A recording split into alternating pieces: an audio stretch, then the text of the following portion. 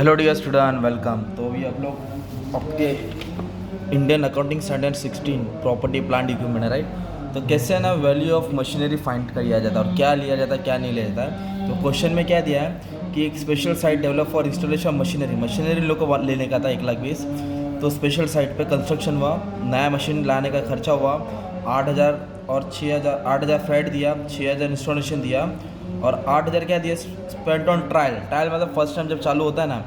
और 10,000 लॉन्चिंग दिया है। लॉन्चिंग मतलब you can say promotion. You have to find the cost of machinery has per Indian standard accounting standard 16। तो ऐसे लिख के आएगा, राइट। तो सबसे पहले क्या कर देना है, जो भी ट्रांजेक्शन दिया सब लिख दो, राइट। तो क्या लेना है क्या नहीं लेना है वो भी अपन समझ लेंगे, ठीक है। तो सबसे पहले cost of construction of new site आएगा, तो कितना है 1,20,000। तो उसको कंसिडर करना है, तो 1,20,000 यहाँ लिख देना है। फिर उसके बाद उन्होंने क्या किया, नया मशीन लाया।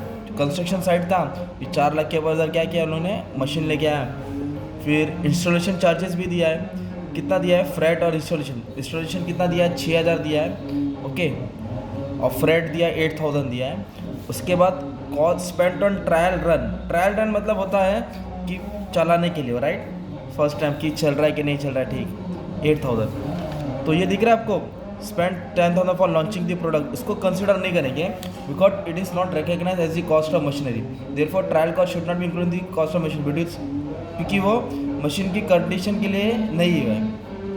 तो ये सबको ऐड अप कर देने का आपको, तो दैट इज़ 5,42,000 आ जाएगा। तो इसको आप लोग बोलेंगे टोटल कॉस्ट ऑफ मशीनरी। तो इसमें क्या लेना क्या नहीं लेना मालूम है, ये कंडीशन याद करना है, राइट। जो डायरेक्टली कॉस्ट होता है उसको कंसिडर करते हैं, right.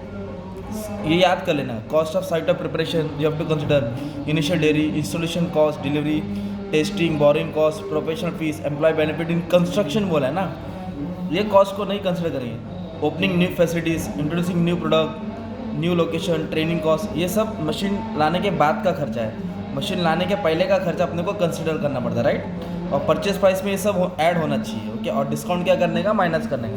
If there will be discount और rebate you have to deduct, okay. तो ये तुम्हारा क्या हो जाएगा, कॉस्ट हो जाएगा, कॉस्ट ऑफ मशीनरी, ओके। इस तरह टॉपिक आएगा तो तुम लोग एग्जाम में क्या डाल सकते हैं, समझ के लिख सकते हो, ओके। जैसे कि ये क्वेश्चन दिया है, मिक्स फाइन हम दिए हैं, we have to whether Indian accounting standard 16 is applicable to following asset. तो कौन सा एसेट्स इंडियन 16 में आता है, तो एक आता है प्लांट आएगा और प्रॉपर्टी आएगा। Plant and property is applicable to accounting standard 16, अब बाकी का एप्लीकेबल नहीं है। ये इक्विपमेंट फॉर सेल बोला है, okay. Biological assets, mineral rights, ये सब कंसिडर किया जाता नहीं, ओके। बायोलॉजिकल एसेट मतलब एग्रीकल्चर प्रोडक्ट वो सब, ओके। बैरर प्लांट बोलेगा तो कोई हम लोग प्लांट्स खेती बाड़ी वाला इसको इस्तेमाल करके बोल सकते हैं। तो ये अपनों को कंसिडर करने का था, किस में कंसिडर करने का था, प्लांट्स के लिए, ठीक है। और क्या दिया है, हाँ बस अभी और भी सब मैंने अपलोड कर दिया है, चेक कर लेना, ठीक है। चलो, thank you very much and all the best for exam.